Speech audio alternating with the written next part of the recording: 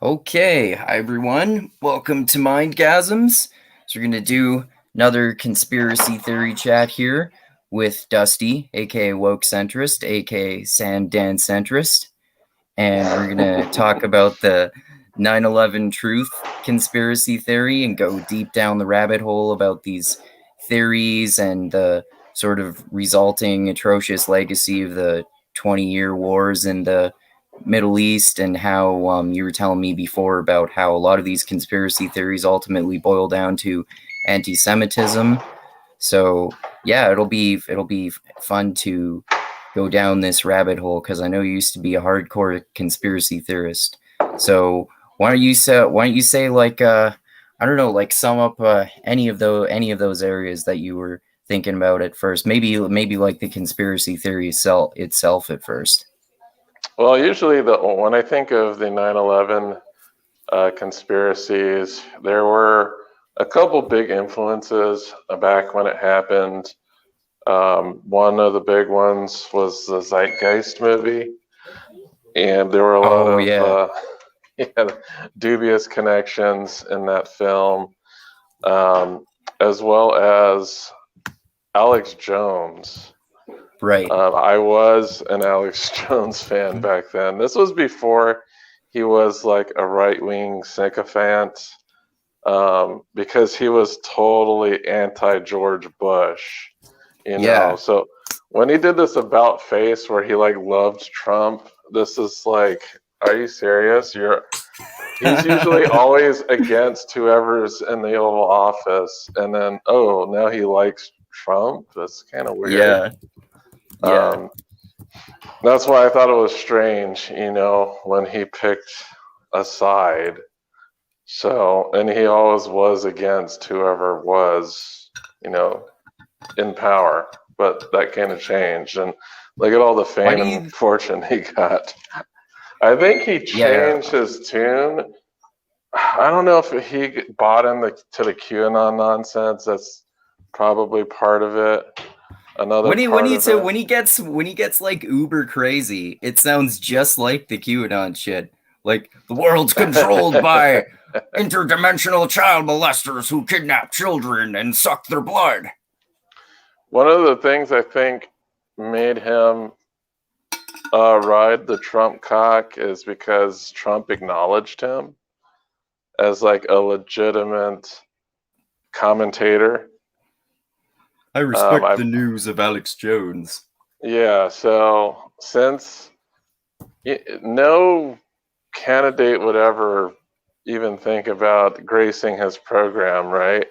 Except you got Trump. But Trump makes sense because he is a conspiracy theorist himself. So it's not really a huge stretch that Trump would give him props, So I think that's a big reason why Alex Jones was not against the Trump presidency, is because they're both conspiracy theorists at heart. So that's a good point. Yeah, so there were a few theories, and some of them got pretty wacky concerning 9/11. So you had the false flag theory. This was very much posited by Alex Jones. He went into a bunch of different directions with this, but mainly there was an examination of using it as a false flag, to go get Middle East oil, right, and to attack, Iraq and Afghanistan and all that. There was also the theory that demolition charges had been installed into these buildings, and that one of the beliefs was that the planes themselves didn't bring down the buildings. It was missiles or something? Is that what? Well, most of the theories were that they planted demolition charges in these buildings.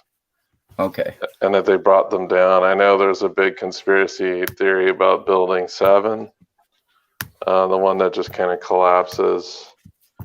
But we've seen these collapses happen, especially with the most recent one in Florida. Right. And it's nothing new.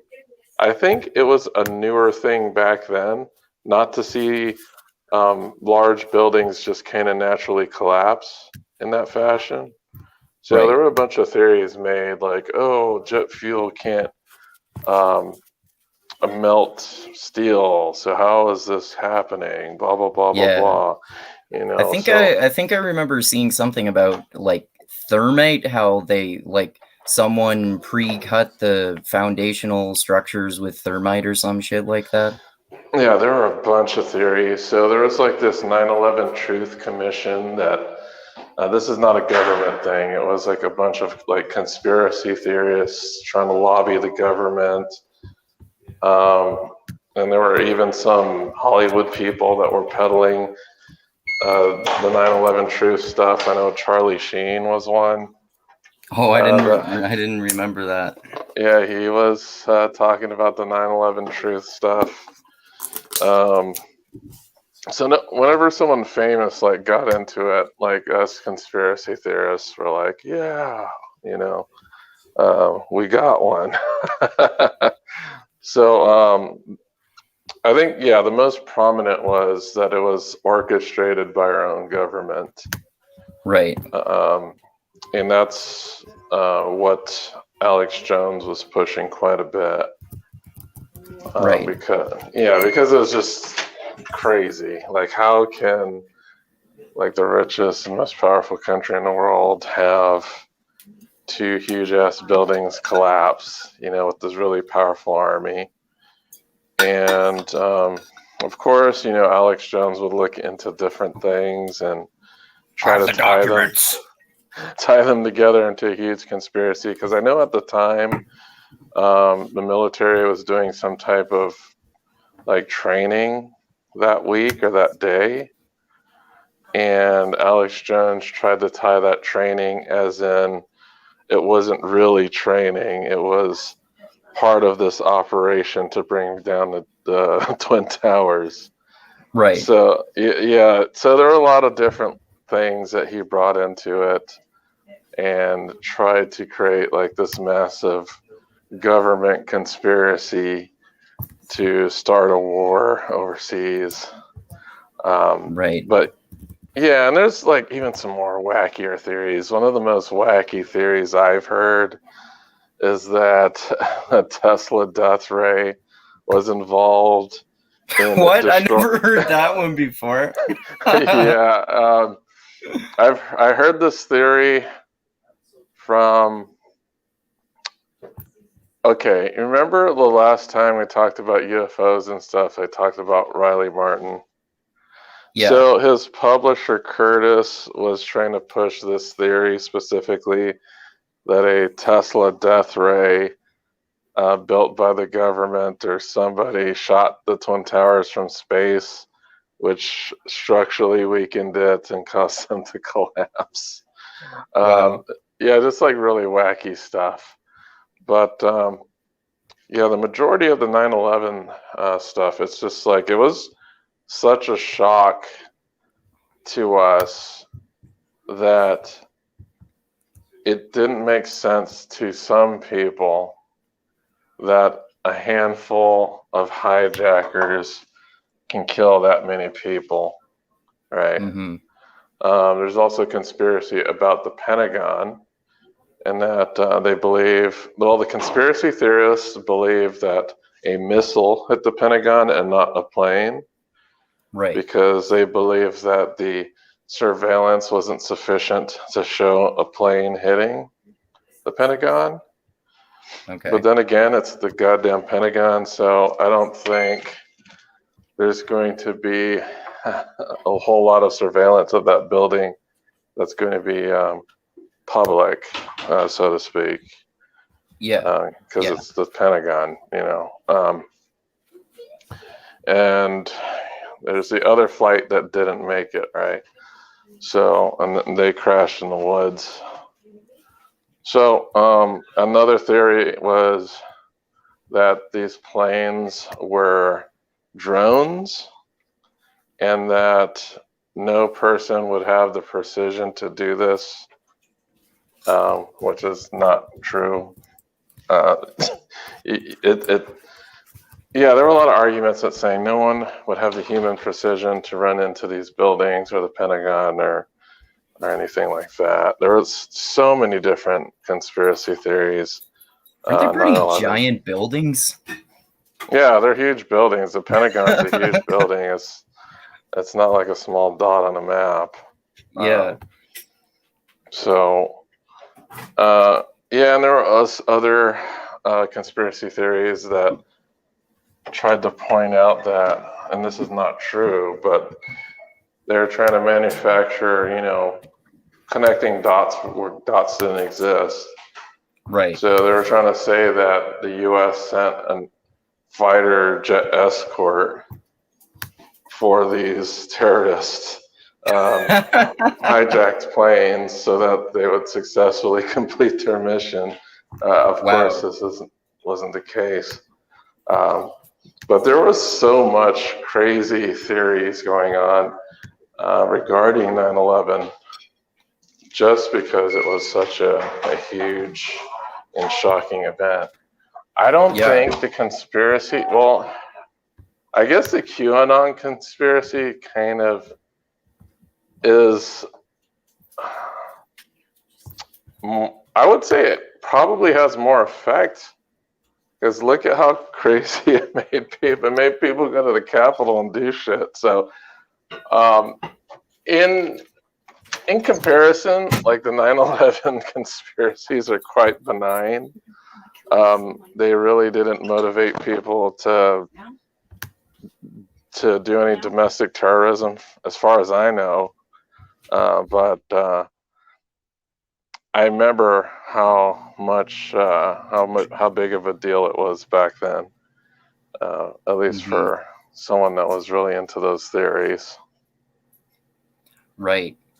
Yeah, it's interesting. Like, one thing that a lot of people always mention too with this subject is that one of the reasons that, and I'm sure you know this a lot better than me, is that one of the reasons that these theories can be so attractive is that they're a convenient story that provides answers to questions that might not even have answers. And then, like, there's also a kernel of truth in this theories in that supposedly, at least, like the American government wanted to invade various countries in the Middle East, and they just used this as an opportunity as an excuse to foment support for the wars in the Middle East, which is like that might be true, but it's not like all the way to the crazy extent that it was a false flag attack and the American government literally attacked its own people.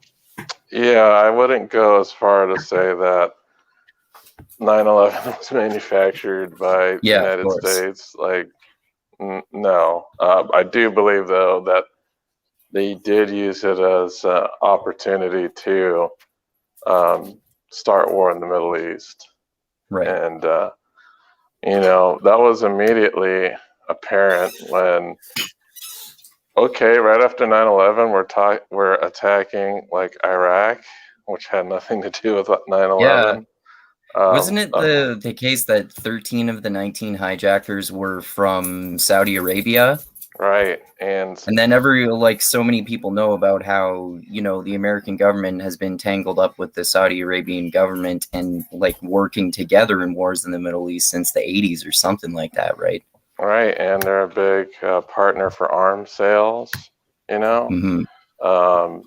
They're kind of a bulwark against Iran. Saddam Hussein used to be that bulwark until some reason. Well, we know what happened in the first Gulf War. You had Saddam Hussein. He went and invaded Kuwait, and this was causing some instability. So that's the first Gulf War. The second Gulf War, I have no fucking idea, really, why they wanted to start that second Gulf War, because obviously we know today that is basically started over lies about weapons of mass destruction, which is kind of unfortunate that people just don't hammer that in. It's like we started a war in the Middle East based off of lies. Same with the Iraq War, right? Well, yeah. Well, the second Iraq War, yeah. Yeah, the second Iraq War. The first one was the 80s with Bush Sr., right? Well, the first one was because Iraq invaded another country, an oil-rich country. Right. That is an ally to the United States. So that's why we did the first Gulf War. The second Gulf War, like I said, I really don't know the real rationale behind that, other than they'll use any opportunity to.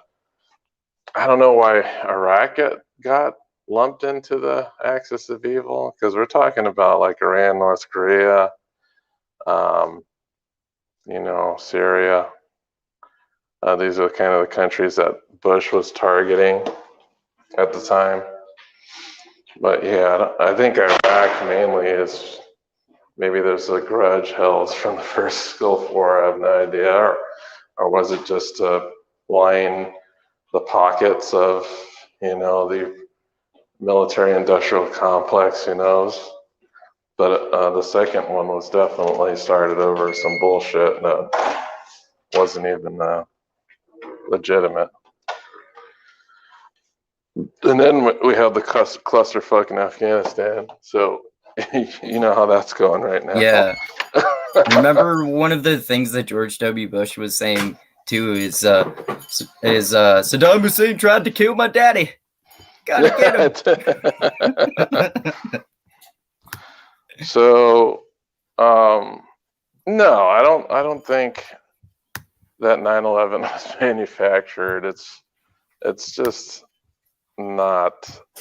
I don't think our government is that evil. Yeah, they'd kill that many people. They're too incompetent to be that organized. Well, domestically, yeah, I'm pretty sure the CIA can get some people to do some wacky shit overseas. Oh yeah, for sure. But on American soil, attacking your own people, no, that's not something that you'd be able to easily pull off. Yeah, exactly. Because whenever these things happen, these domestic terrorism events happen, like the biggest events are caused by one or two people. Because I think the bigger it gets, the harder it is to conceal. Like one of the biggest events was the Oklahoma City bombing. Right.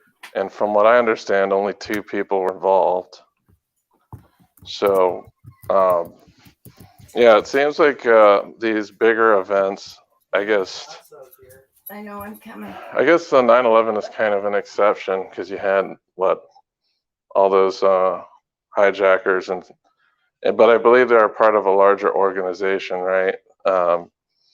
So, Saddam I'm sorry, not Saddam, Al-Qaeda and Osama bin Laden's organization. But I guess they just did a good job at keeping their shit secret. So I don't know. But there was also some conspiracy theories surrounding some of the hijackers, saying that the FBI knew that these people were in planes and they were like on no-fly lists and yada yada yada. I was like, whatever. I didn't ever have time to verify those claims, but those were some of the other conspiracy claims that people were making regarding the hijackers. Yeah, that could be another thing, like how there's maybe a kernel of truth in that the American government is financially corrupt and tied up with the Saudi Arabian government in wars in the Middle East. So then people go to the ultimate extreme with that, to the point where it's so extreme that it's not true. Yeah, because I never really got into the psychology behind Al-Qaeda and why there were so many Saudis involved. it almost seems like the Saudis themselves were probably fed up with the relationship between Saudi Arabia and the United States, and maybe they were trying to destroy it in some way. I don't know. Maybe. Who knows? But yeah, I haven't gotten too deep in like legitimate research regarding the hijackers and their motivations. Like most of the stuff that I looked into was like bullshit conspiracy stuff when I was like in the early 2000s. So what kind of rabbit holes did you go down? Yeah, so I guess one of the kind of weirdest ones was that it was well, here's how we can tie it into anti-Semitism, right? That the Rothschilds were somehow behind the attack. I forget, it was like extremely complicated, so I don't remember the gist of why they came to that conclusion. But then again, I'm not surprised because the Rothschilds got blamed basically for everything. So because there's this conspiracy theory that the Rothschilds are the Illuminati. Oh, okay. I was going to ask you about that. Is that the thing where they go back to the Illuminati?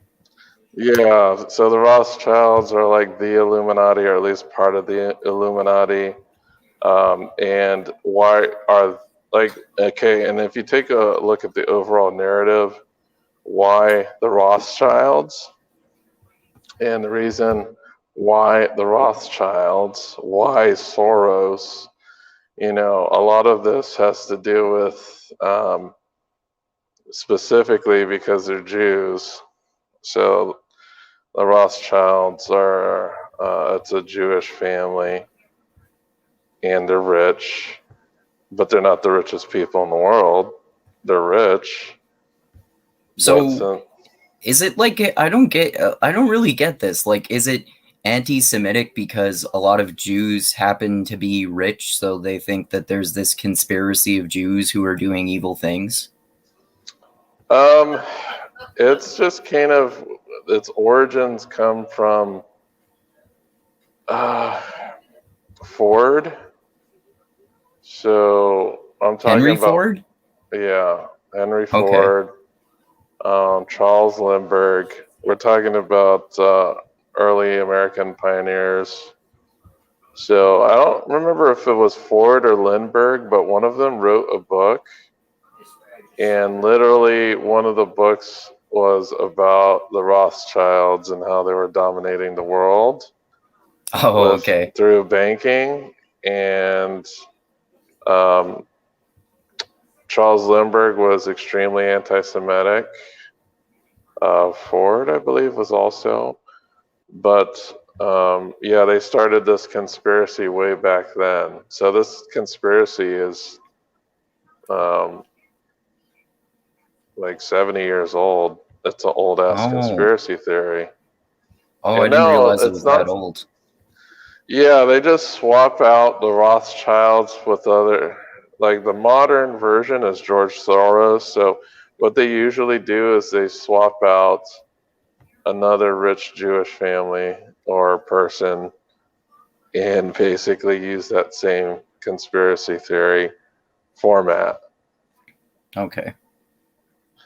So in the case, the Rothschilds had been basically targeted as, okay, these are the Illuminati. They're a rich banking family. They're Jewish. They must be pulling the strings behind the scenes, yada, yada, yada, and all that. So that conspiracy theory is basically, it's on rinse and repeat. It's just the current version is George Soros. That's the current version. Or now, it's not even Soros, it's like Bill Gates now, but Bill Gates isn't Jewish. He's really rich, but he's not Jewish. So yeah, this conspiracy theory just goes around and around and around, but its origins definitely come from anti-Semitism. That's interesting.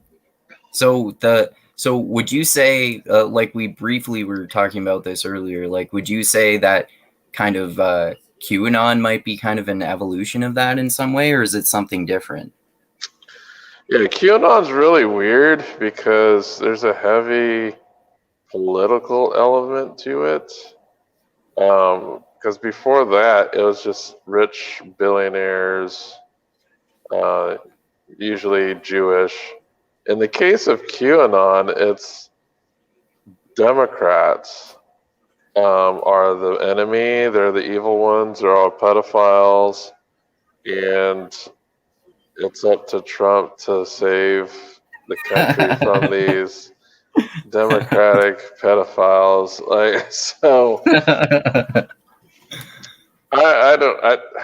Like I said, everything has a kernel of truth.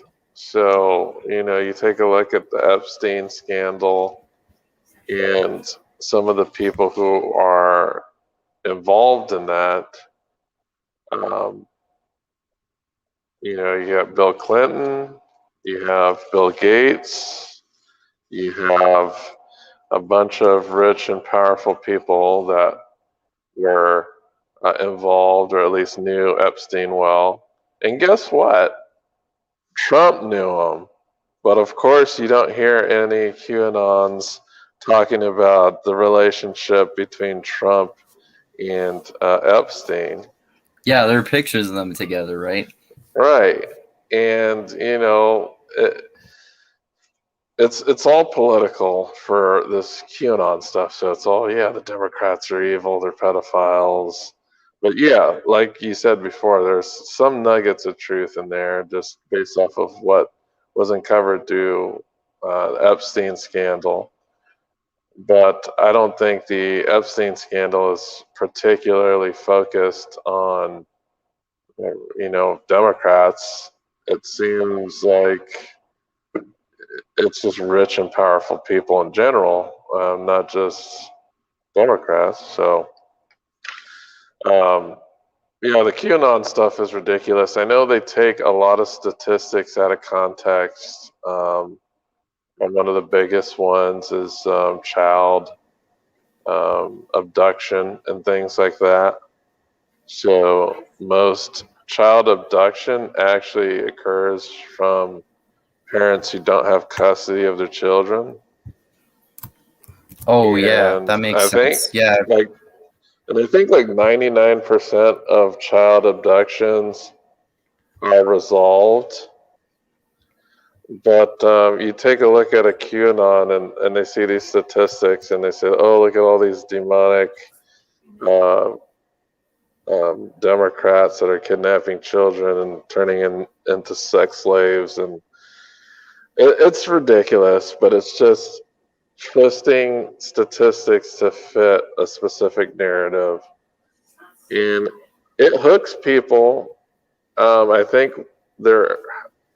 remember watching some short documentary about QAnon, and there was some woman who was extremely vocal about the conspiracy, and she was a Harvard graduate. So it's not like it's all dumb people who are getting roped into this stuff.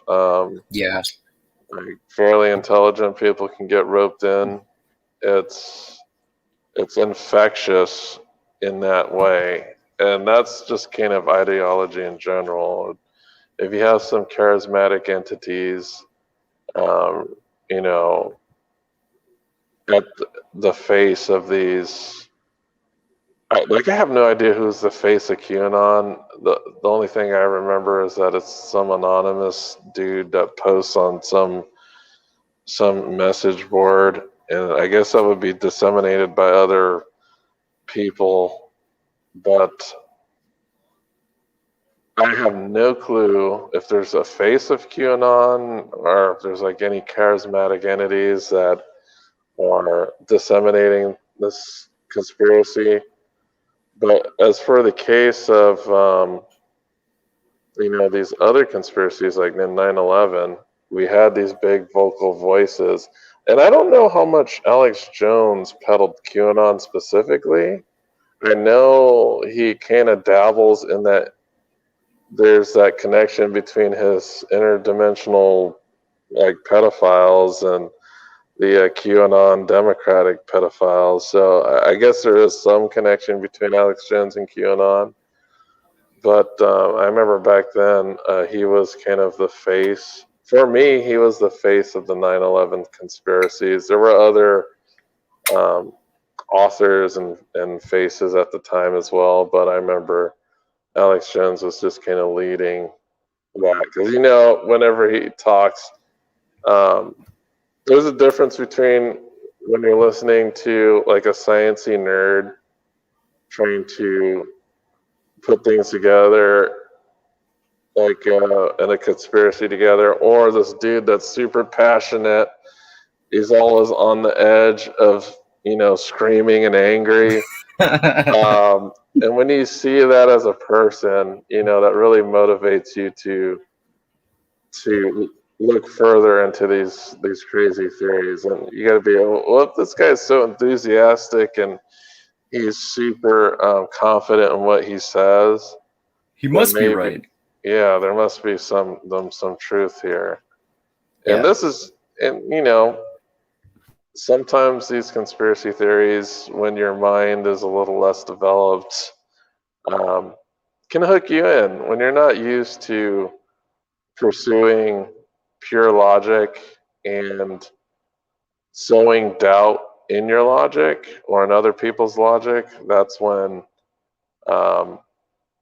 you can get hooked in like that, And I don't know what it is about conspiracy theories that are so attractive. I think it's just that they're more exciting than mundane and milquetoast explanations for things. Yeah, for sure. It's like an exciting narrative. Bro, there's this cabal of secret people who are evilly conspiring to destroy the world. I guess like the current one is the vaccine, right? Oh, and, yeah. The They Bill want to Gates track us microchip. Yeah. You're going to microchip us out, bro. Yeah, and a lot of people just say like, oh, yeah, and you're using like an iPhone and Facebook and all that shit, and you're worried about being tracked. It's such a ridiculous argument. They don't need to chip you. You have this device in your pocket called a cell phone. Yeah, exactly. It's but people don't think. Yeah. And I was like listening to people's critiques of the vaccine, and there would be people like, "Oh, I'm not crazy, I'm not one of those crazies, but yeah, I don't trust this vaccine." But what they say about Bill Gates and this vaccine. I was like, man, you got to be kidding me with this shit.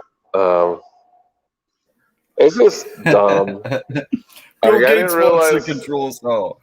What's that aspect of it? Like, what does Bill Gates supposedly want to do? I have no idea. I don't know what the whole Bill Gates thing is, but it has something to do with microchips. That's all I know. Okay. He's going to help the government put microchips in us, man. Yeah, and I'm thinking, well, okay, because this it makes zero sense to me. These are just people that don't know any basic shit about electronics. It's like, what is a microchip in itself gonna do? Do they actually know what a microchip does or what the purpose of that is? How is this microchip going to be powered? You know what I mean? Like, we don't need to put microchips in people to track people. Yeah. It's a ridiculous. Like, maybe that narrative would have made sense before the cell phone, but it just does not make sense anymore. But you have to remember that this whole putting microchips in people conspiracy theory is at least 30 years old. Because I was hearing about this conspiracy theory along during the 9/11 stuff. Like, oh, they want to put microchips in everybody. They're going to get rid of cash money, and you have to use these microchips in order to make transactions so they can track all of your transactions, and you won't be able to buy drugs anymore, or whatever. Just stupid crap. But yeah, it's like those people that are super, super crazy when it comes to, I don't know, I call them like extreme libertarian, sovereign citizen type people who have zero anything to do with the government. So if the government's administering a vaccine, of course they're going to fight tooth and nail to not go along. And usually it's, I don't know. It's I don't know why these people don't see the writing on the wall, and especially now that all the people who are in the hospital, like 99% of them are people who never got the vaccine. It's like, well, there's a trade-off, right? We know there's an active threat right now with this virus. And then people are afraid of the effects of this vaccine, or the long-term effects, even though this mRNA stuff has been actually floating around for the past 12 years. Oh, I didn't know that. I was gonna ask you about that, because we've talked about this a bit before. I think you and Chris and I talked about this too, because he and I have talked about this before too. This kind of like IDW infighting between Sam Harris and Brett Weinstein about Brett Weinstein's claims on that Joe Rogan podcast and on his podcast with that doctor, I forget whose name it was, about how ivermectin could like dramatically reduce COVID across the board, and how these vaccines aren't that safe, and all there's dangers with the spike protein and shit. And then I've also seen a bunch of other videos like the Sam Harris one, and then others from that Rebel Wisdom channel, which used to like basically almost exclusively promote the IDW, like Jordan Peterson and Sam Harris and people like that, and have now been criticizing Brett Weinstein on vaccines and Jordan Peterson a lot. So they've actually put out a bunch of videos that are like going into detail about Brett Weinstein's claims and kind of like taking some of them apart. And I think that whole subject is really interesting because it's so detailed that I really don't know. Like I don't know anywhere near enough to know like what's true, but I just try to be like skeptical of everything that I'm hearing. But it's interesting that there are so many criticisms from different directions. Well, I think one of the biggest issues, though, is that Brett Weinstein manufactured a conspiracy theory regarding ivermectin. And did he? Well, yeah, his conspiracy theory is that Big Pharma is suppressing it. So, are they? I doubt it. One, Big Pharma is not going to conduct any tests on this shit because they already got their eggs in a basket. If you want the only entity that's going to be able to do clinical trials on this stuff for COVID purposes is going to be the government. So if people want to lobby the government to run these trials, that's what they have to do. But from what I have seen on both sides, from what I understand, the information currently isn't sufficient to make a determination of ivermectin's efficacy. So, okay. So from what I understand, it's like all the data that they got is from really small amounts, and I think what they said at one point, didn't they say that there was like a 100% efficacy of this ivermectin stuff, which other doctors have said 100% efficacy is not possible with anything. Nothing has 100% efficacy. So I don't know. This ivermectin, I think there's not enough information. If it was shown to be effective in other countries, I'm pretty sure it would be used as an alternative. So if we remember, they were pushing all kinds of shit like that. Monoclonal antibodies, the hydroxychloroquine, and among other things. But none of that shit was FDA approved. So here's the thing. FDA approval. People will not take this shit because it is not FDA approved.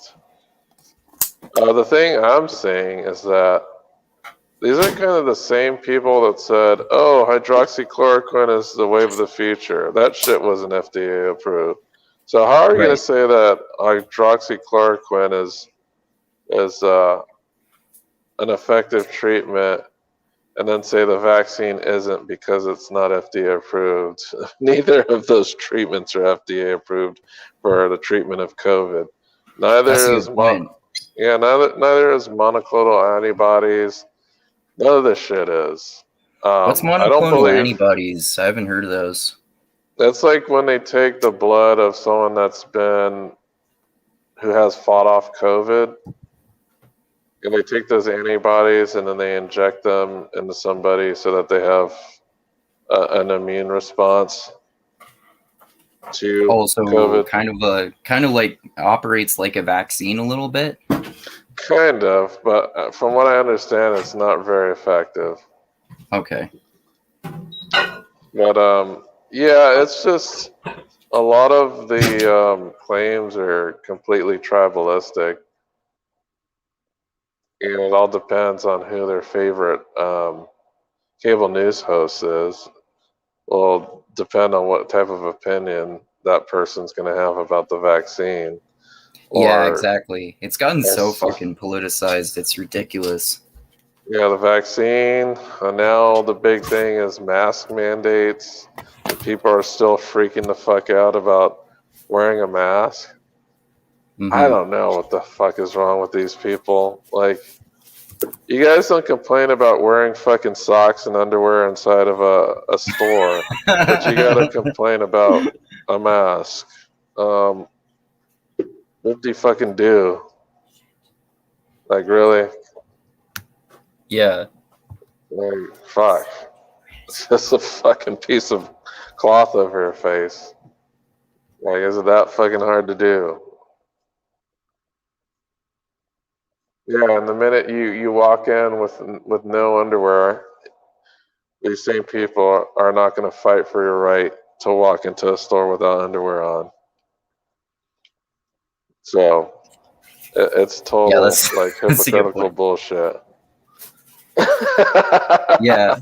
Well, and most of the time too, like they're like it's like most of the places that you would even have to wear a mask are in a private business where they can make their own rules about whether you want to wear a mask or not. Although, like, the government does have control over which businesses can be open without having to require a mask or not. Although, like, now, at least where I am in Alberta, in Canada, it's up to those individual businesses. They stopped doing that, and so not all the businesses obeyed them either.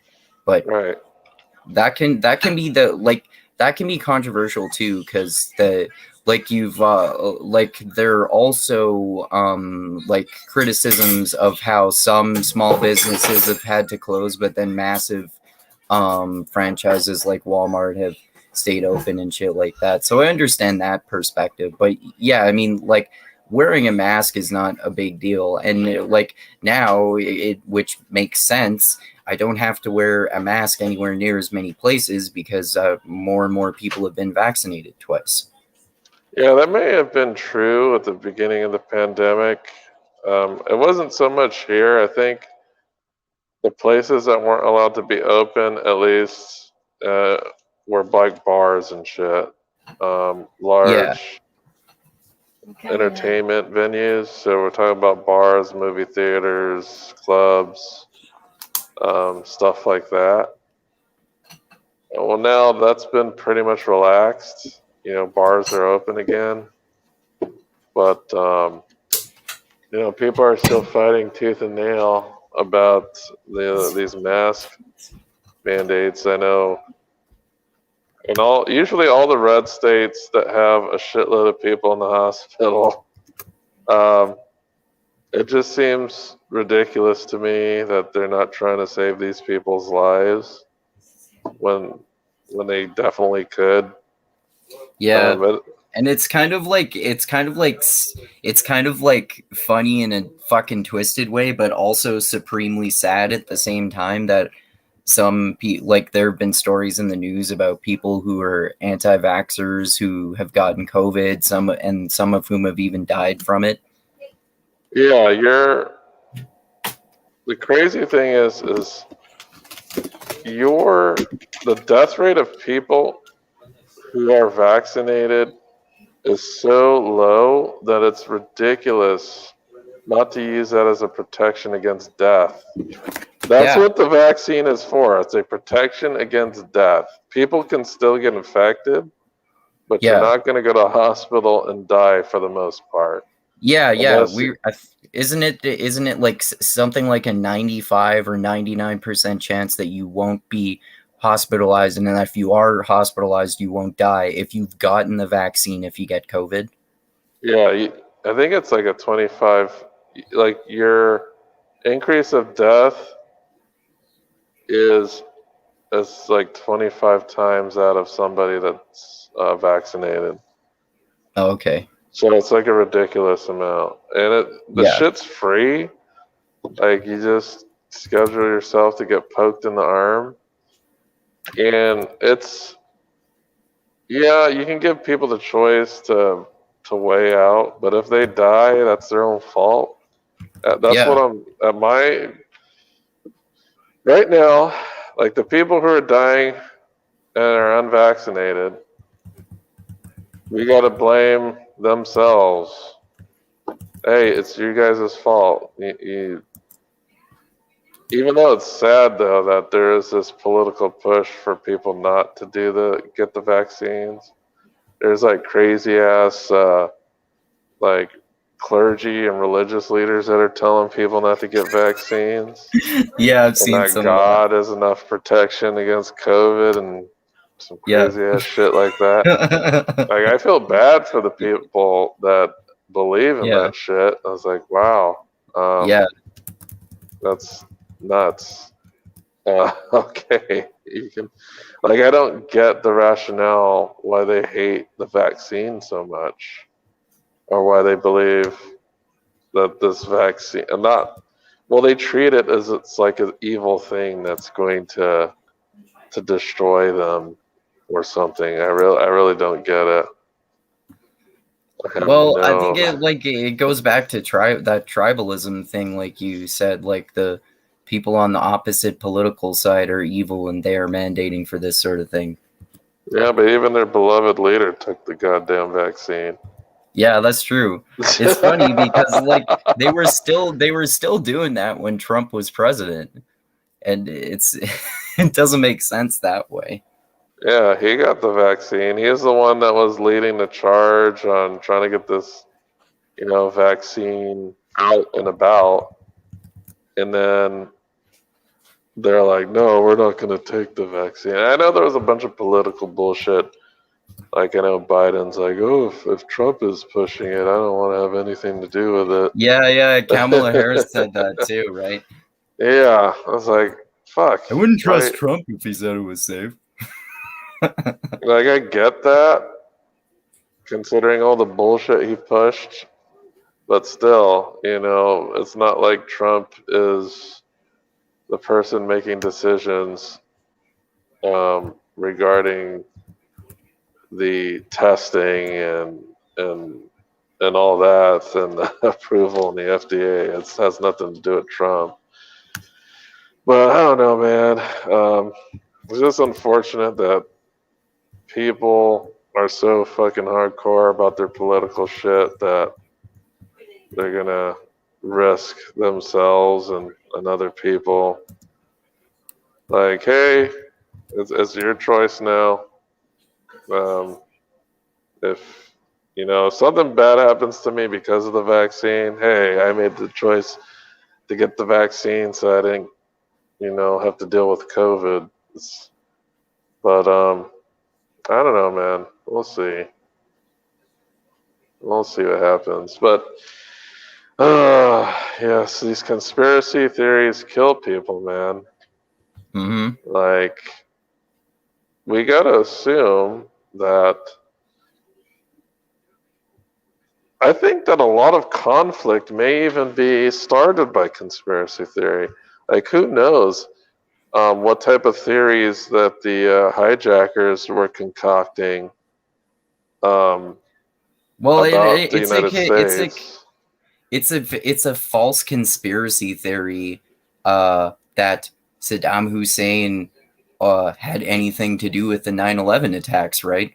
Well, it's almost as if a conspiracy theory started the Second Iraq War with the fake fucking weapons of mass destruction that were never there. And then we have the new stuff that happened in Syria, which is nuts too, if you've been following that.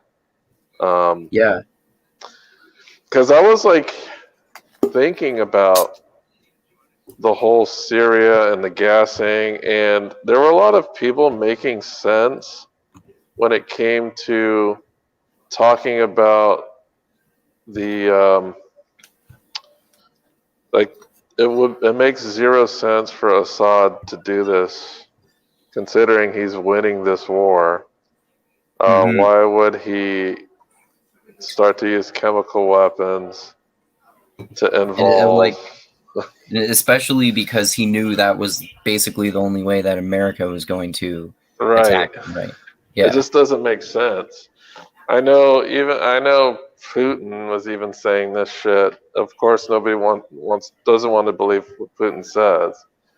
Yeah, of course. Yeah, you got to take what he says with a grain of salt. But when he was talking about that, it made a lot of sense to me. It's like, why would Assad use chemical weapons if he's already winning? It just doesn't make sense. Yeah, of course.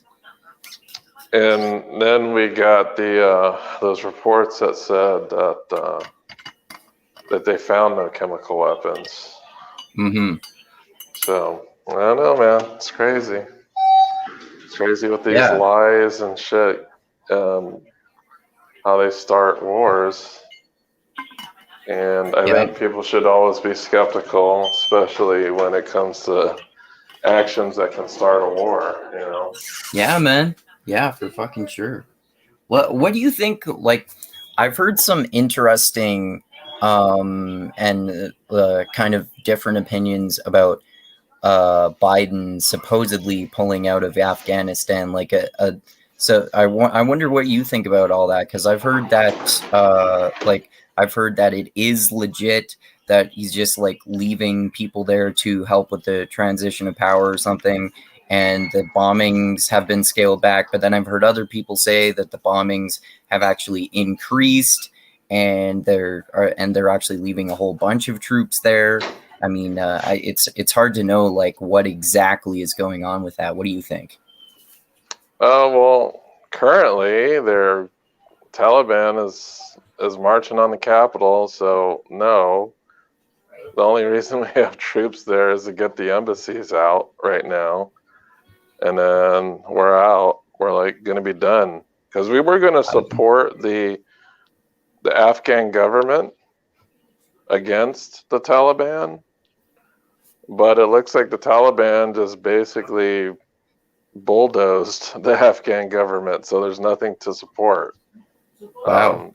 I agree with those. I agree with the hardcore anti-war people in this sense that, you know, it's not a good thing, but more it would lead to, like, basically this is kind of a consequentialist decision. It would lead to a hell of a lot more death, and already has led to a lot more death than would have probably otherwise happened if America had just not been in there in the first place, and it would just cause more destruction and needless death if you guys stay there even longer.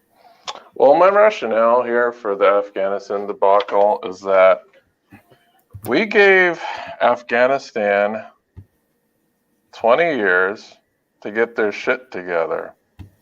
They failed to do so, and this is the result of them not getting their shit together. Yeah. So, and America failing to help them get their shit together over 20 years too. Yeah, so, you know, I don't know what you heard, but the Afghanistan government is pretty goddamn corrupt. And I would always hear stories of, because you have the local Afghan police who was being supported by the U.S. troops to fight against Taliban. And those local Afghan police were like super corrupt and unreliable. And when I say super corrupt, we're talking about, you know, stealing U.S. weapons and selling them, getting involved in like pedophile rings and some other crazy bullshit. Oh, wow. So, and then it's a tribal society, and none of these tribes felt that it was necessary to band together to fight against the Taliban. Right. And they rather spent the time dicking around than actually trying to form a legitimate government and taking care of the issue. So they had 20 years to do this, and they didn't, so they're out. Yeah. I mean, I'm not a big fan of Biden, but good for him for doing that. I mean, that's one of many wars in the Middle East that should have ended a long fucking time ago. Yeah, because I know you read Obama's Wars, right? Yeah, that Bob Woodward book. Yeah. So you know how much of a clusterfuck it was. Yeah. Regarding like the leadership. One thing I think we were talking about in terms of that book that I thought was interesting is that apparently Biden was like fighting with Obama to get him to not continue scaling things up in Afghanistan. Yeah, I think like Biden wanted, what was it called? Like something plus, where like they were trying to support like his thing was just trying to support like anti-terrorism efforts instead of ramping up like U.S. forces and stuff like that. Right. But yeah, it ended up being, well, maybe this is why Biden wants to get the fuck out. You know. Yeah. He probably always wanted to get out. Yeah. Yeah, that's great. Like it's hard to find any American politician who's anti-war in any way, really. So even though it's not all the anywhere Republicans near are mad right now because the Taliban are taking over Afghanistan, but it's like it's pointless. Like, and a lot of the neoliberal Democrats too are really wanting the Middle East wars to continue forever.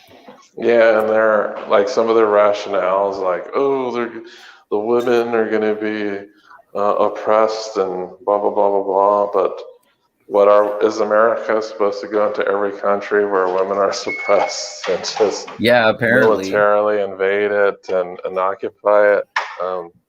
No. Did you see that thing about I think it was like a few Republican senators like Dan Crenshaw and a few others were talking about how the American government should provide military aid to Haiti or something like that. Like, let's get involved with Haiti too, man. For what? Well, because there was I didn't even really look into this, but a bunch of like political commentators were making videos about how I think it was the Haitian president was assassinated, and there are apparently rumors about how the CIA was involved or some shit. Like, I never really looked into that because I don't want to keep track of things that are going in every country over the world. Yeah, it's a pretty complicated and convoluted story. The full story, it's like that's still kind of a developing story. So usually when it's still developing, I kind of keep a little bit of arm's distance away until more facts come out. Yeah, that's a good idea. Yeah, because the only thing I know is that there's this Haitian doctor who was talking to people, and he hired some security firm, and there's definitely some financial links between him and the security firm, and the same security firm sent a squad of dudes into Haiti, and from what I know is like the security firm lied to the mercenaries and told them they were there for peacekeeping and protection, and then they go on this mission and then they end up assassinating somebody. Like, they didn't even know that was the president's place, apparently. Like, because they tried to interview some of these mercenaries, or at least their families, and I know they interviewed the wife of one of the mercenaries, and he didn't even know, they said that he didn't know that that's what the mission was to assassinate the president. Oh, wow. So it might not be that they were forthright to some of these guys. So it's like I said, it's still a developing story, so it's hard to say exactly what's going on.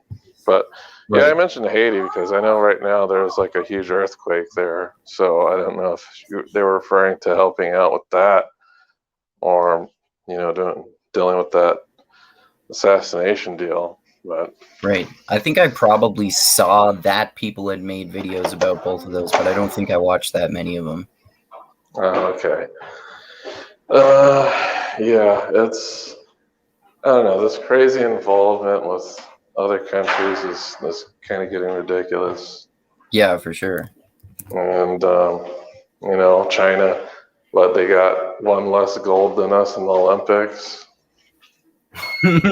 So there's I don't know, I guess China is like the new up and comer here, so Yeah.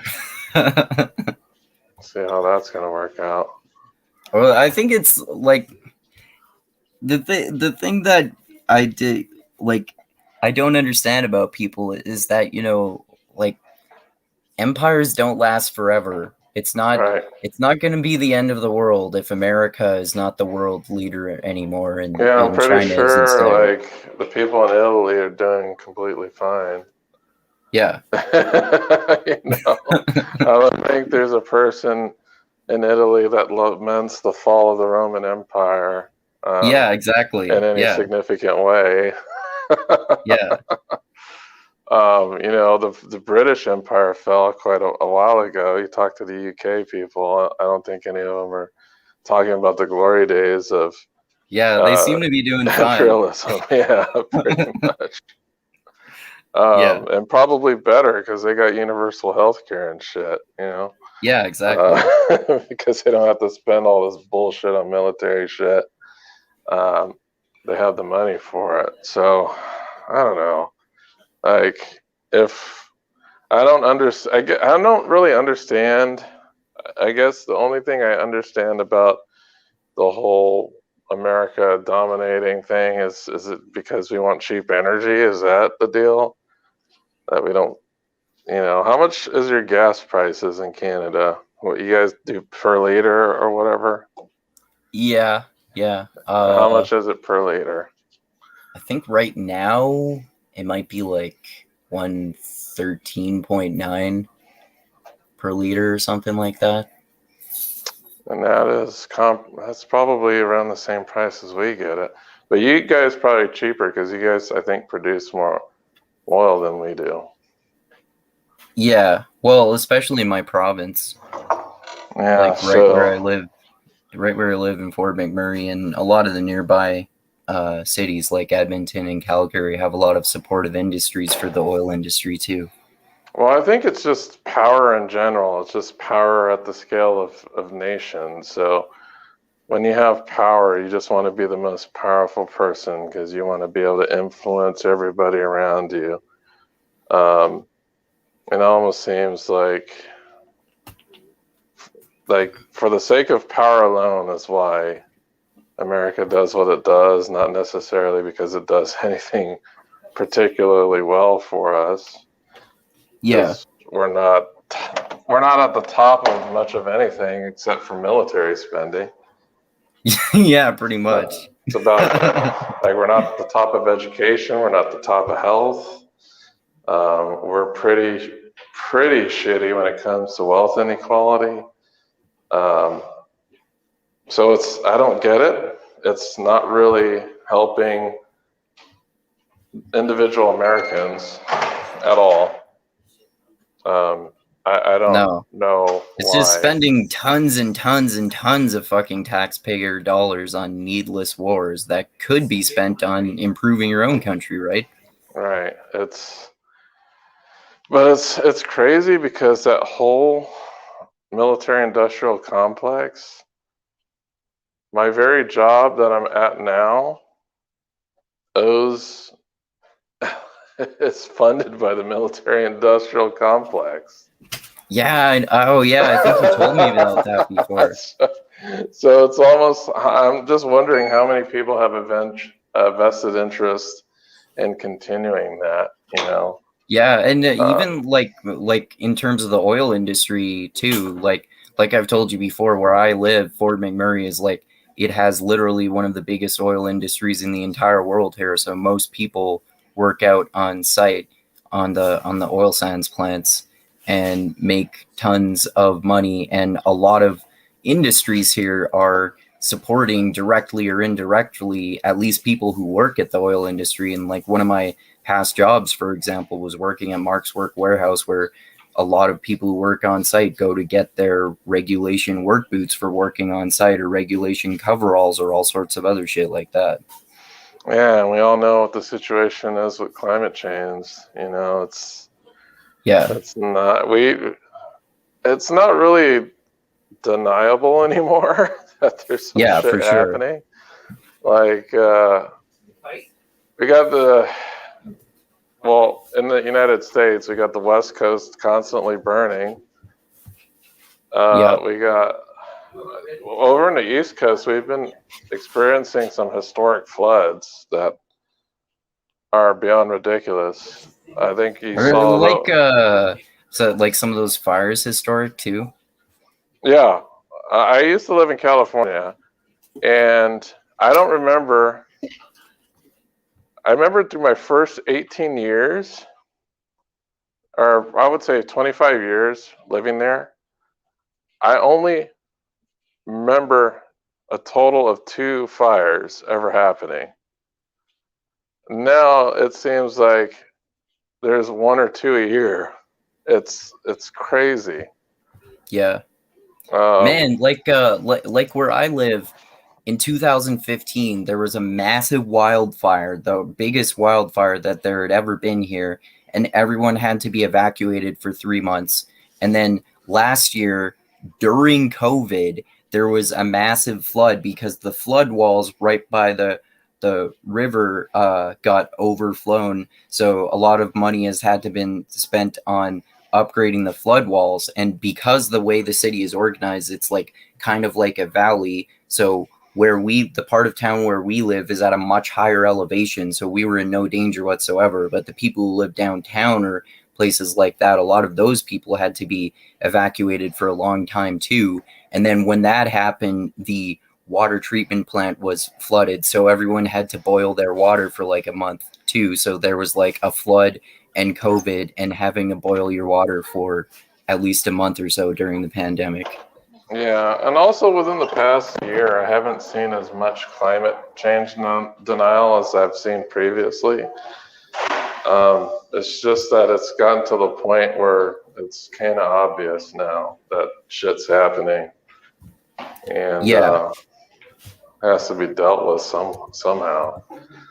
Like the only real debate I think people can have is the severity of it. Like some people just like they get carried away with the severity of it, like the whole world will be underwater and everyone will get killed or something. But apparently it's more likely the case that like within 50 to 100 years all the coastal cities or most of the coastal cities will be underwater. So like the water level is going to recede more, which won't destroy the world or kill everyone, but it'll be fucking catastrophic destruction.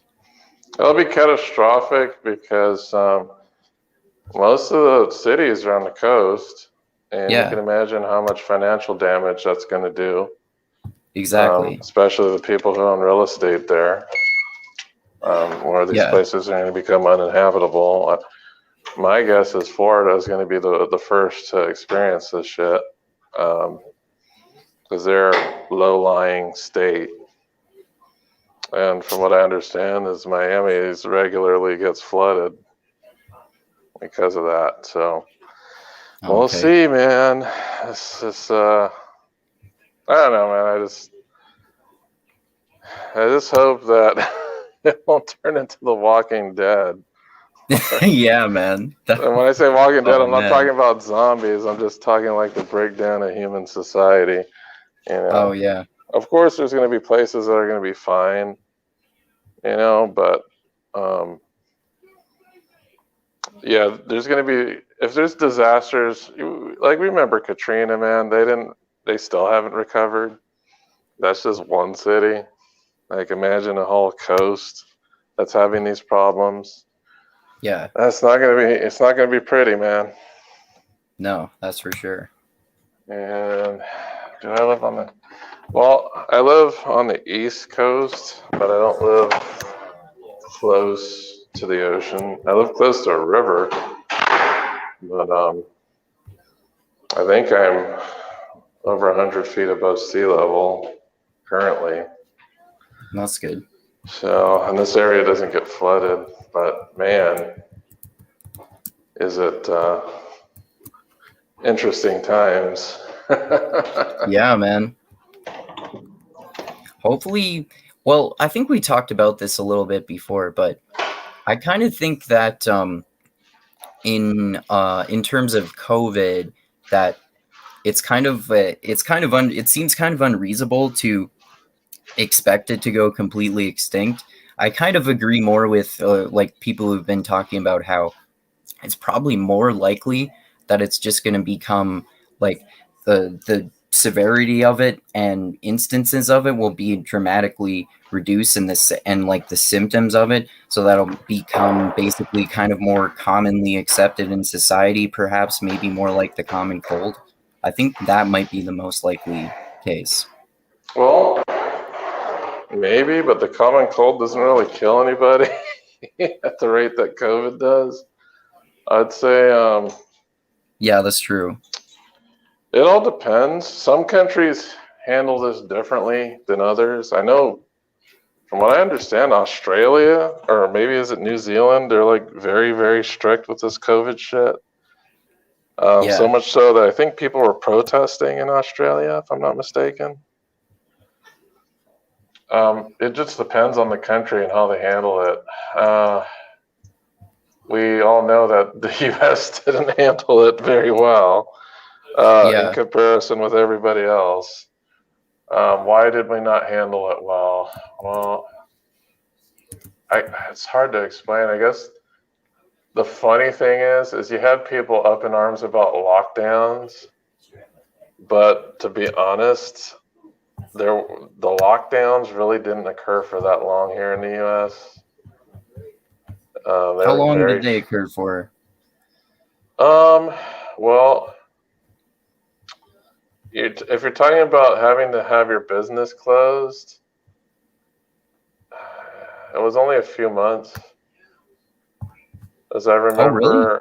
Yeah, because I remember lockdowns started happening in like May, March, and by the summer, businesses were already starting to open back up again. Oh, okay. Yeah, I guess that's true. Yeah, so it was only a few months that, and we're talking about the businesses deemed non-essential. Mm-hmm.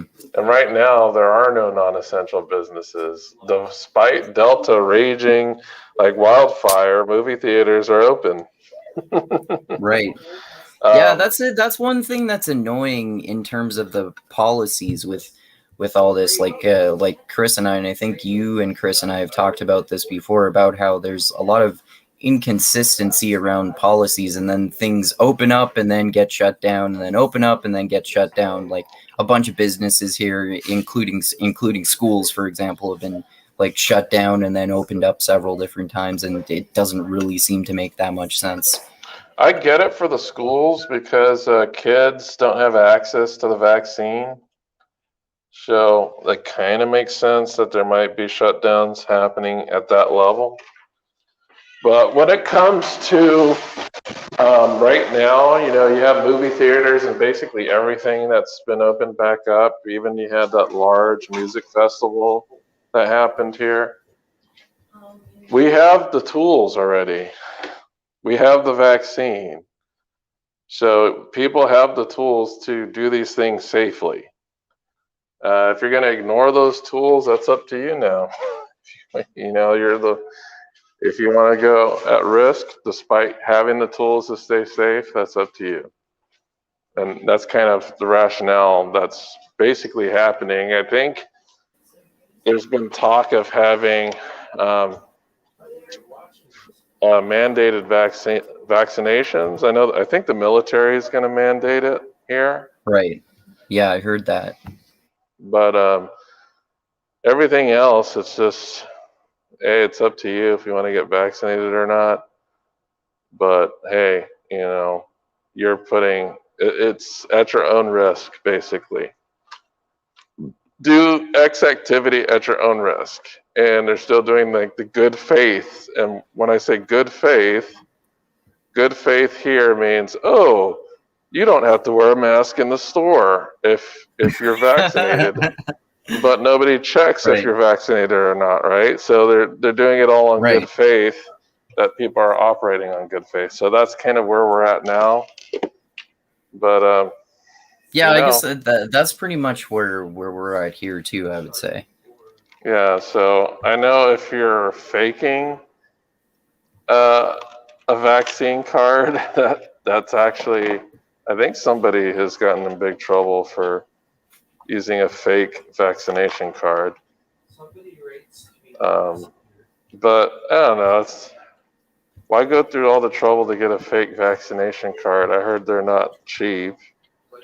And when you can get a free vaccine, it doesn't make sense to me. Yeah, that's a good point. Yeah. Like they've been trying to give people incentives. I think like the National Aquarium over here, it costs like $40 to get in. And they're like, oh, if you get a vaccine here, we'll get you free admission. I was like, oh man, if I only knew this. Well, I've been vaccinated for a long time, but I went there. We went on a trip with my mom to this aquarium, and it was like $150 out of my pocket to pay for everyone's tickets. It's like, man, they should do this retroactively. I should just be able to show a vaccination card, and they should give me free admission. Yeah, man. But yeah, they were like entering people in the lotteries for getting the vaccine and all that to try to get people to take this vaccine. I don't like some of that because, like, I got vaccinated twice too, but I don't like it. Like, I heard people telling me about how I should sign up for this lottery, and I was like, no, I'm gonna just get the vaccine. I don't want to make a fucking political statement about it. That's too much of a fucking political statement about it for me. I don't care about the politics of this. Yeah, seriously. The only thing I care about is I just want my family members and my friends to be safe and not die of COVID. Yeah, exactly. Me too. Like I've had one of my best friends, his grandfather died of it very recently. That sucks. But It's not because he was unvaccinated. It's just when you're 94 years old, even a vaccination may not help you. Yeah. You know, because you're that old. You have an extremely compromised health at that age. Even though you're getting along, you're mentally healthy, and everything else, you may not have the strength to fight off COVID despite having been vaccinated.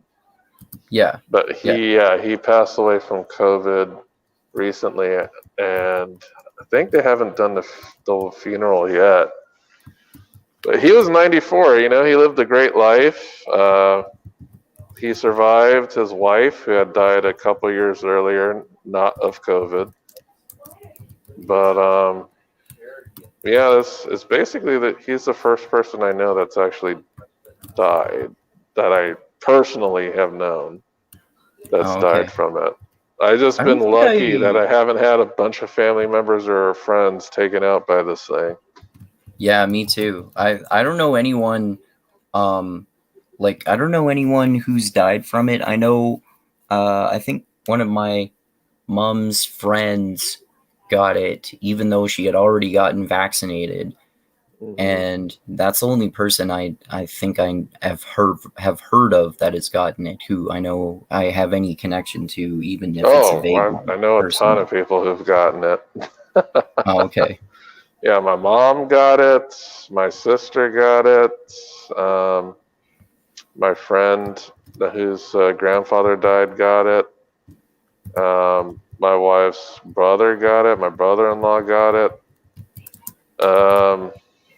Yeah, I know a lot of people that got it and had really mild cases. None of them went to the hospital.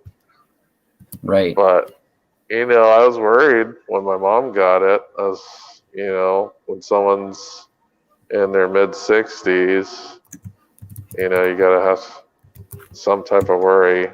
But she had a really mild case that only lasted a week and a half. That's good. And the great part is she got it after, if it was right in the beginning, that's super scary because of how unknown COVID was at that time. I remember at the very beginning of the pandemic, we were taking these ridiculous precautions. Because I remember right in the very beginning, the things that I was doing are not things I even think about doing now. So yeah, sanitizing things when you buy them at stores, right? Yeah, every time an Amazon package got dropped off, I'd spray Lysol on it. Stuff like that. That's completely unnecessary now. Mm-hmm. I did not shop in stores, so basically for the first month or two, all of our groceries were being delivered to us. We didn't shop at stores. I was wearing masks and gloves at the gas station. I wasn't wearing the typical mask that you see people wear nowadays. I was wearing a spray paint respirator, so it looked like I was going to stores. I think I saw a picture of you wearing that. Yeah. Yeah, I was going in the stores wearing this gas mask because I didn't want to get blamed if anybody caught COVID from me, family-wise. I was just trying to make sure I didn't catch it. So I had gear comparable to what people in the hospital were wearing at the time, and I was just kind of strolling through the store with this big-ass gas mask on and doing my thing. But I never caught it. I think one of the things has to do is I'm just a fucking hermit anyway, and we don't really go out to parties or big social gatherings all that often. And that's just it. My work outside of home doesn't involve me interacting with a whole bunch of people. So I just got lucky where I don't have to be in the line of fire too much. It's a little different because my wife's going back to work and she's going to be in the line of fire with all these unvaccinated kids. So, Right. but she's going to be vaccinated, so she doesn't have to worry about dying if she catches it. I don't have to worry about dying if I catch it. I guess my daughter would be the wild card, but she's a kid, and kids typically don't get hospitalized for this. Right. So yeah, we're gonna see what happens. Like we've been out of we haven't been in public mode. Like people in this office building are still working from home. Oh, wow. Oh, okay.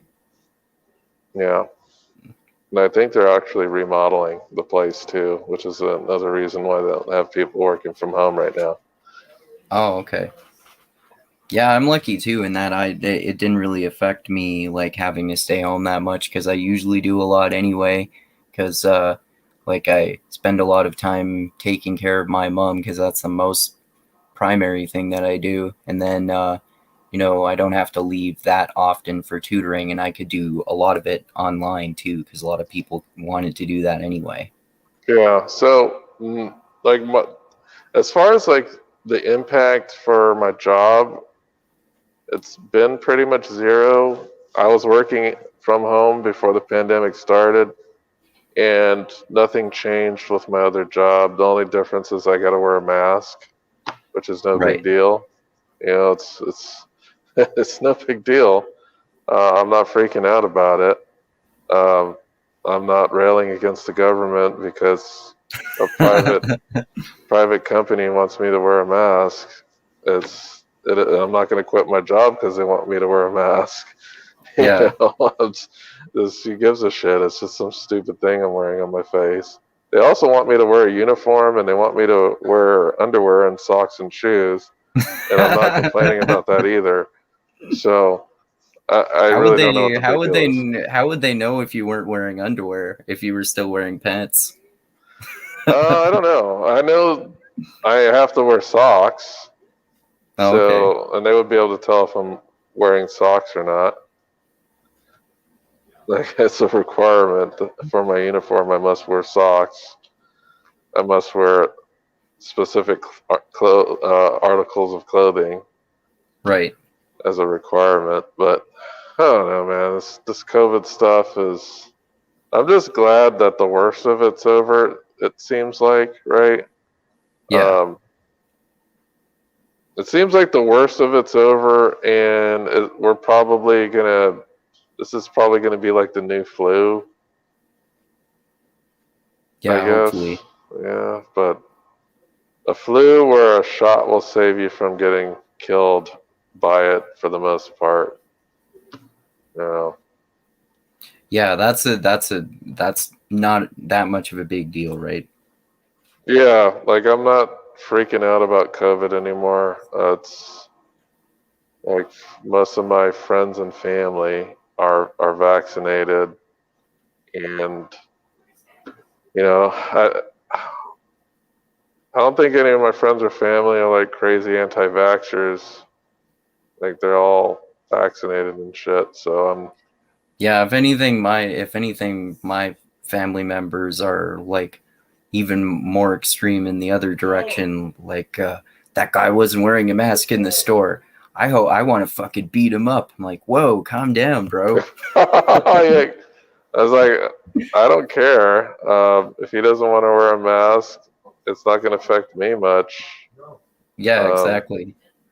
It's going to affect him more than me. Like, yeah. That's why when I was wearing the big ass gas mask, I didn't really care what people were wearing because I knew I was protected. Yeah, exactly. Yeah. But yeah, I don't need to anymore. I got the vaccines. If I get it, I'm not going to die. It's just far less of a concern. I guess most of the biggest concern now is just we need to get everybody back to work and living normal lives, and just get people. I think the fastest way to deal with this shit is just get everyone vaccinated, man. I just want to be done with this crap already. I don't want to wear a mask anymore. Yeah, I me want neither. I basically don't have to wear it almost anywhere anymore, but like a few places, it's not a big deal. But yeah, like as soon as as soon as we can reach herd immunity, or this can be normalized in some way, that would be great. Yeah, like I only wear it inside a store. That's it. That's the only time I wear it, inside a store and when I'm at work, because I'm required to do so. Like, because they reinstated the mask mandate at work, so for the past few months before this week, I wasn't wearing a mask at work. Oh, okay. Yeah, I just got reinstated because of Delta. Oh, okay. Yeah, that was interesting. Like, during the Delta variant wave, at first, because I was telling you about when like visiting my mom when she was in the hospital, and when I first went there to visit her, I just had to wear a mask inside the hospital. But then the next time when I went to see her when she was in the ICU, I had to wear a mask, and then they also gave me a gown and gloves and a fucking plastic face shield. Looking like, whoa, what am I doing here, man? Am I going into a lab with like Ebola or some shit? Yeah, that's crazy, man. Yeah, and I had already been vaccinated twice too, so it was totally unnecessary. Yeah. I guess it's just because, I don't know. They can't expect assume. everyone to have been vaccinated, I guess, right? Yeah, it's like that. I don't think they're checking people's vax cards, and I guess they're just gonna assume that everyone's lying, so they're gonna make them suit up anyway. Yeah. Which I can understand. I get it. They want to keep their patients safe and healthy. And it's a Yeah, hospital, so everybody there, if they're sick, they're obviously compromised in some way, yeah, some shape or exactly. fashion. So it makes Yeah. sense. Like in a hospital, there's people sick and dying there, and so you don't want to give them something else if you can avoid it. Yeah, for sure. Exactly. Yeah. But yeah, but if you're in a gym, that's a bunch of healthy people running around and shit. Like, there's kind of a different thing. Yeah, that's funny too. Like another area where it's really consistent. Like I was telling you, I think before, about how there was this rule when gyms reopened before they closed again during the Delta 9 variant wave, where you could go to the gym but you had to wear a mask, and you had to be you didn't have to social distance anymore, but they had like all the cardio machines and treadmills and stuff like that set to where it could not go above a high enough level, so you can work out, but you can't work out that hard, really. So what the hell's the point? They want to let you work out that hard. Yeah, like you're all breathing on each other anyway, and you're in each other's personal space and sweating and shit like that, even if you're all wearing masks. Like, it's not gonna make a difference if you breathe any harder. Yeah, I don't think I could go to a gym with a mask on. It would be way too uncomfortable. It sounds like it would make it a lot harder to breathe if you're working out while you're I guess it would be okay if I was just doing weights, but there's no way in hell I'm doing cardio with a mask on. Yeah, that would be horrible. I'd probably pass out or something. Maybe that's why they lowered all the machines, so you couldn't really work out much. Got to lower your cardio capacity because you've all got to wear masks in here. I guess they didn't want to be liable for people passing out on their machines. Yeah, that's understandable. Being like over precautious to avoid lawsuits. I'm hoping, man. Two things. I'm hoping for the shit to be over, and for the Wheel of Time series to come out. Yeah, isn't that supposed to come out like just before the end of this year, like September, October, November, somewhere around there? Hopefully. They haven't even announced a date yet. Oh, okay. Supposedly it's coming out in fall. We'll see if that's going to be true or not. Yeah, I hope so. Yeah, we'll see, man. But sorry, this whole conversation turned into like COVID Central. But yeah, well, it's like COVID is connected to like QAnon, which is a conspiracy theory also. So it Yeah, is kind Trump- of like tangentially related. Yeah, and Trump reinstatement day came and passed. Oh, I didn't even notice. Yeah, me neither. I think it was Friday of this past Friday. I think was supposed to be Trump reinstatement day. Oh, okay. I wonder what like uber right-winger Trump supporters are saying about that now. Who knows? Yeah, I think we'll see. I think, yeah, we just got to see because who's going to be winning these next elections and shit. I don't know. I don't think Donald Trump, if he does run in 2024, I don't see him winning. He just has Yeah? to me, he's like the Hillary Clinton of 2016. Yeah. And what I mean is like she had too much baggage. Yeah. So I think Trump's gonna have too much baggage. What do you like? What do you think about that? Like, if it's Trump versus Kamala Harris, though, because like they're both just fucking awful. We'll see. I don't. Biden, he's way too goddamn old. Yeah, I doubt he's gonna run again, but you know, who knows? Yeah, he should just be a one and done. Like if I was, well, he's gonna be in his 80s. Yeah. I wouldn't want to be that busy and in my 80s. I guess the rationale like would be like would be like, hey, this busyness is keeping me alive, but man, I want to enjoy my last few years on Earth, not have to deal with bullshit politics and shit like that.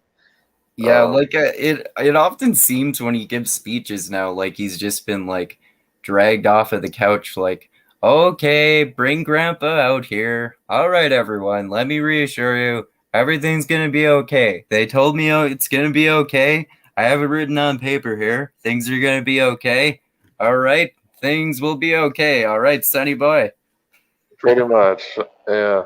I don't know. I enjoy boring politicians. I also enjoy. Yeah.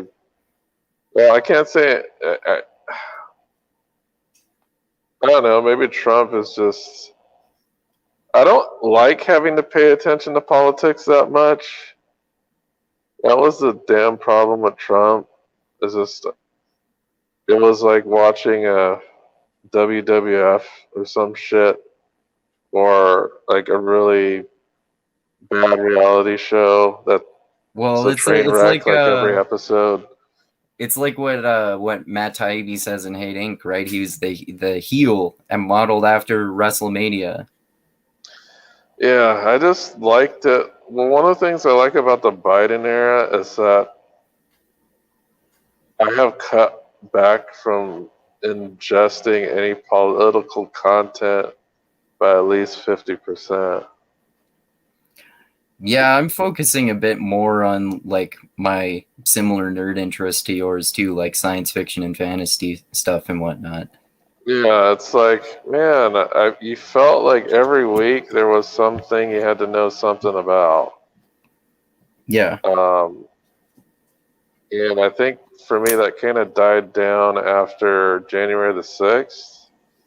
Mm-hmm. And once Biden started taking over, I was like, okay, politics is boring again. Let me get back into the stuff that I'm really enjoy and are really interested in. Yeah, for sure. And I guess like the only thing that I like political content now for me is just watching YouTubers like I guess fight each other like verbally. I get mad at each other. Yeah, the YouTube drama it's funny sometimes. Drama between YouTubers. I guess we're talking about what Jank and Door and Jank Zelensky getting caught in the middle. Yeah, and then Aaron Mate like taking sides with, Jimmy Dore taking sides with Aaron Mate, really. And then Young Turks insulting both of them, and then Jimmy Dore like calling out Kyle Kalinske, and then him like reluctantly commenting on it, and then Jimmy Dore like making videos about it for a week. Yeah, I guess it's died down, but Yeah, man, it was entertaining while it happened. Yeah, it was. Like the drama, it sucks because there was some very important political content underlying that drama, which was the Syrian chemical attacks. Yeah, and it's kind of sad that the drama took precedence over like the real important issue that they really wanted to speak about. Mm-hmm. It is what it is, but I'm glad that they pointed out that shit about TYT because fucking Dora is so anti-war, Kyle is so anti-war, and it's weird that TYT is pro-war. It seems to me that typical progressives don't have that pro-war sentiment usually. And they kind of share that with like libertarians who are very anti-war too. So it's just kind of strange that they have neoliberal views about war. It is what it is, man. Like, I thought it was entertaining. Like, fuck you, Aramate, and she flipped off the camera. I was like, what's wrong with you guys? You guys are fucking crazy. Yeah. He's a Russian puppet. They're getting Alex Jonesy up in there. Yeah, I think when Chris and I were talking about, he said this is hilarious and entertaining for me too, man. This is like my keeping up with the Kardashians. I'm like, that's so true. I'm like, yeah, it is keeping up with the Kardashians. It's like political keeping up with the Kardashians. It reminds me of that YouTube drama with Steven Crowder and Sam Cedar too, which was also entertaining and hilarious. Yeah. I thought it was funny. Yeah, Steven Crowder is such a weird guy.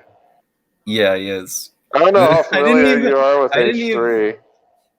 I'm not that familiar with them. I've seen like a few of their episodes with I might have watched one with Jordan Peterson a long time ago or something, but I know that guy that kind of like snuck Sam Cedar onto the debate with Steven Crowder. He really doesn't do much actual political stuff. Yeah, he doesn't do any at all. He's like, he likes to talk to comedians. Like, I know Bill Burr's been on his show. Friggin' Tom Segura's been on his show. And he's been on Tom Segura's show. So, because before he had his podcast thing, all he did was made like funny videos and skits and stuff. So, okay. Yeah, that's like when you watch a show, it's very much like a morning radio show, I guess, where you talk about drama and funny shit and stuff like that. Okay. But yeah, I've been familiar with Ethan. He's a funny guy. I didn't even know, like, I used to follow Crowder more consistently, but hadn't for a long time. So I had no idea until I heard about this shit that he's actually wearing fucking gun holsters in his video. It's like what the fuck, dude? Like, be as pro-gun as you want, but fucking wearing gun holsters? Who's going to attack you while you're doing a fucking podcast? Like, it's so dumb. Like, it's like he has like some weird co-host now, and I don't know what's going on with that show. Like the last time I watched it was, I guess he was like exposing some like Antifa group where he had his producer or something infiltrate it. Yeah, but, those older ones where they used to infiltrate groups like that dressed as other people and pretend to be other people to troll them. That kind of stuff. I thought that and those skits that they used to do a lot, I thought that stuff was funny. But then I just kind of got bored with it. Yeah, I have no idea what Crowder talks about nowadays. I have zero clue. I have zero clue what Shapiro talks about. The only time I hear about Shapiro is when he's made fun of. Yeah, me too. I think the most recent thing I watched is the appearance on Bill Maher, and they talked about CRT. Did he say some dumb shit like about how they want to destroy America and that all white people are racist?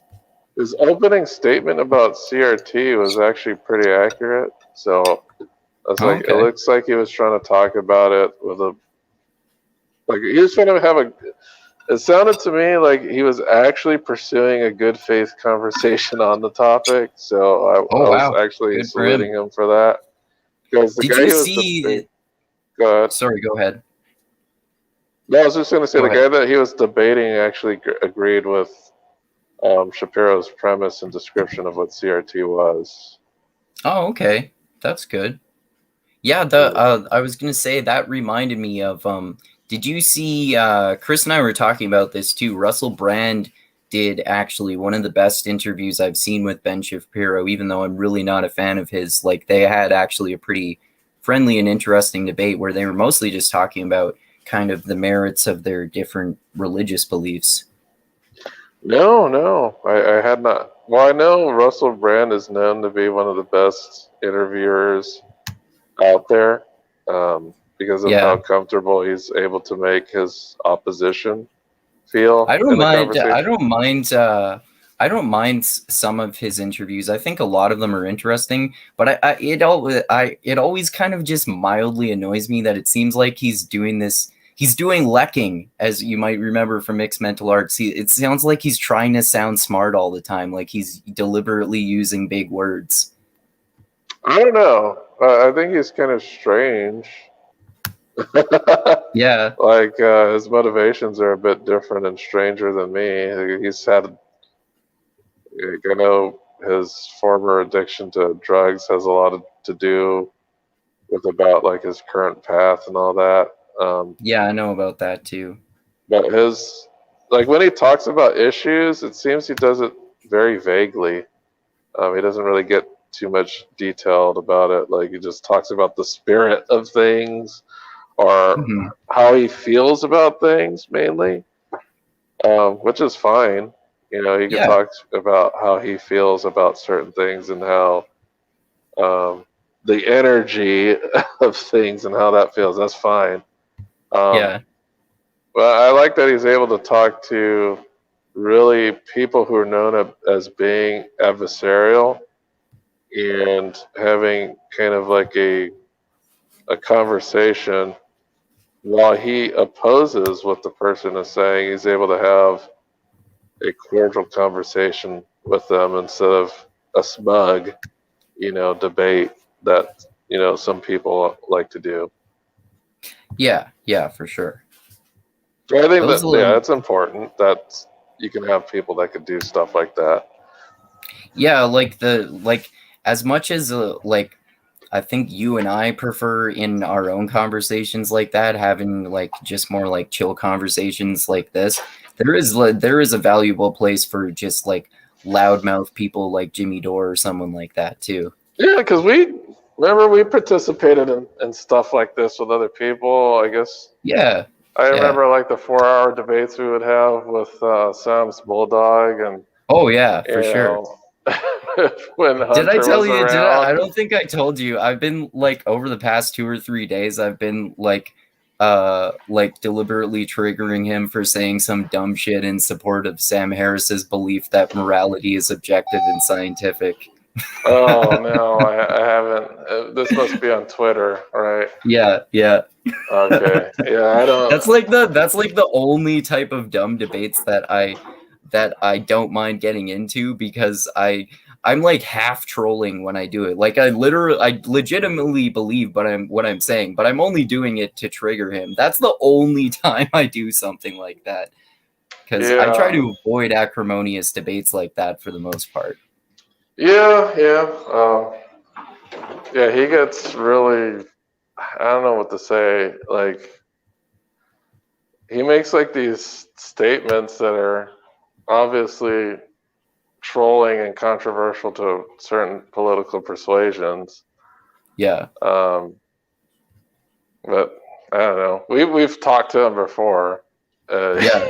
He never seems to, like I keep telling him over and over and over again, bro. We've talked in detail ad nauseum about the work of people like Jonathan Haidt, David Sloan Wilson, and Joe Henrich about about what they've learned, what they've studied about cultural, the like human behavior and cultural evolution and morality, and how we just rationalize forward from our intuitions. There's nothing objective about our morality. Morality is this thing that we construct. It's not this objective thing out in the universe. It changes. There are many different moral frameworks that people can have. It doesn't mean that you have to be relativistic. It just means that there's nothing objective about morality. Yeah, morality is always going to be in flux. So there's no achievable objective morality that you're going to reach, because if that's the case, if you're trying to reach this objective morality, then once you do reach it, that morality becomes static. Yeah, good point.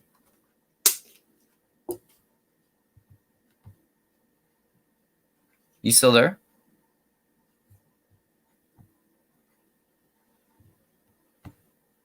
Oh, I might have lost your audio there for a sec. You can't hear me? Oh, yeah, I lost you for a sec. Can you hear me now? Yeah, I can hear you. Okay. Well, as culture changes, morality changes. So yeah, exactly. So if you're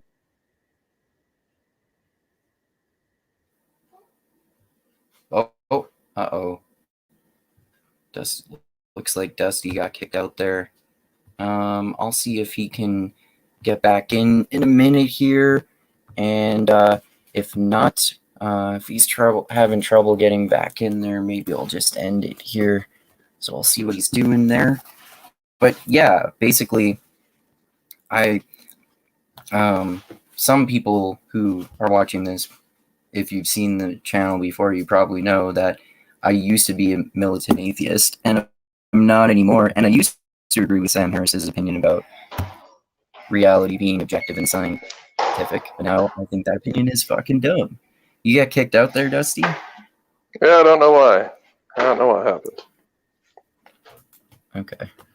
But I'm back. Yeah, that whole thing about morality being objective and determined by science is just fucking stupid. Yeah, it's just that's so dumb. It's like, why even come up with this? That's so stupid. Science-based morality. Mm-hmm. Yeah.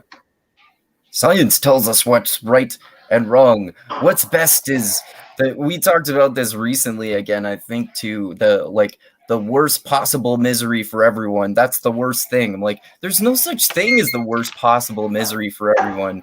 You know, there are like masochists, right? There are even people who like literally derive sexual pleasure from being tortured, from pain that would probably kill someone else. Like, there's not gonna be the same standard for the worst possible misery for everyone. Right. And even people who have faith-based morality, even those moralities evolve over time, Yeah, for sure. Some churches accept some of the things they did not accept before, So those things change, I don't know what's wrong. I think it's just he's so anti-religious that he must reject religion as a basis for morality. It's so boring. It's just like it really is his own religion, because it's just like, I'm going to agree with everything Sam Harris says. It's just like agreeing with everything Democrats or Republicans or Alex Jones says. Yeah, pretty much. Well, that's kind of in his moniker, right? Sam Harris Bulldog. Mm-hmm. So Yeah. we basically know what he's all about just by his name on Twitter. Yep.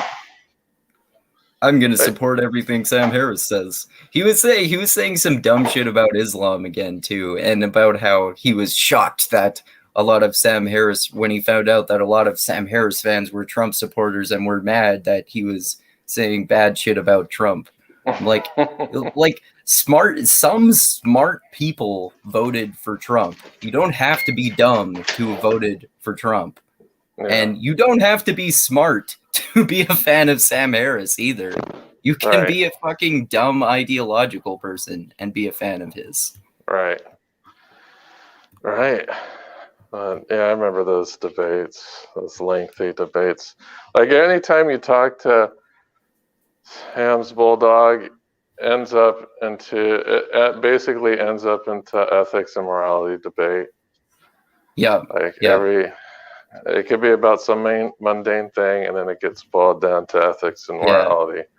Well, and he keeps and with this morality thing, all he was doing was he kept coming up with these hypothetical examples of how of how you can use your subjective perceptions to derive objective answers to moral questions. I'm like, you can't derive an objective answer based on subjective perceptions. You can't get an objective from subjectives. That's not a thing that happens. And also, these are hypothetical examples. And you're saying that these hypothetical examples prove objective morality. And a lot of these examples don't even have anything to do with morality. And also, you talk about how you're all about reason, science, and evidence and shit. And I've told you about how there are all these scientists who have disproven this sort of shit, but you never even mention that, no matter how many times I mention that. So what's the point of this shit? Yeah, it's just the Sam Harris, There's always going to be these charming and well-spoken, there's people who think Sam Harris is a genius and Peterson's a genius, and all these people definitely have weak spots, and it's good to know what their weak spots are, and that's a good thing to challenge them.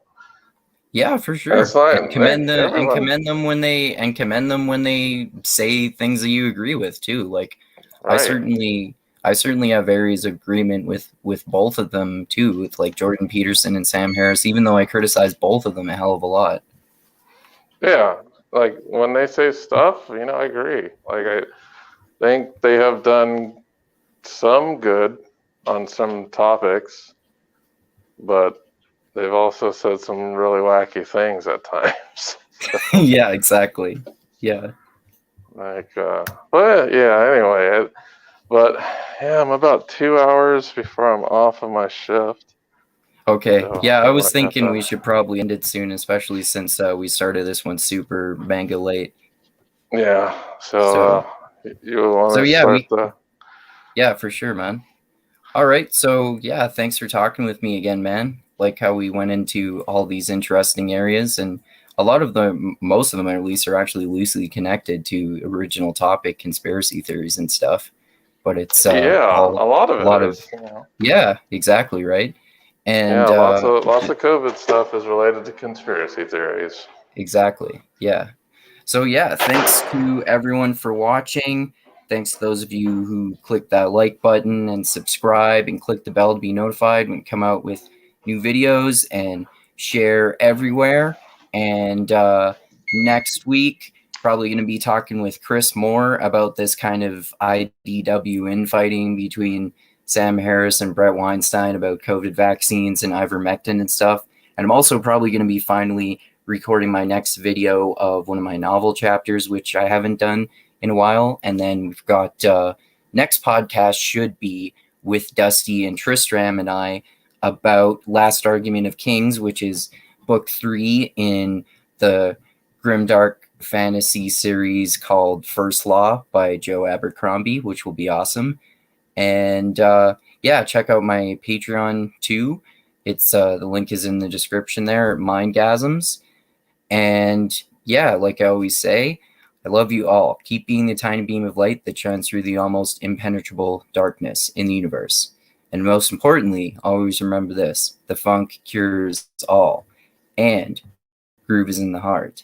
And look into fascinating conspiracy theories, and try to look into entertaining feuds between people while just looking at it as entertainment, because it'll prevent you from getting so pissed off about it. And conspiracy theories are interesting, and just remember that people always get tribal about tons of shit too. So yeah, anything else you want to say there before we end it, Dusty? No. But yeah, just keep an eye on Andrew's channel. Hit that bell, and he also appears on my channel quite a bit. And the next thing we're going to do there might be Castlevania, might be Sword of Truth. We'll see. Right. Yeah, Woke Centrist. Check out Woke Centrist on YouTube. Alrighty. All right. Thanks again, guys, and adios until next time.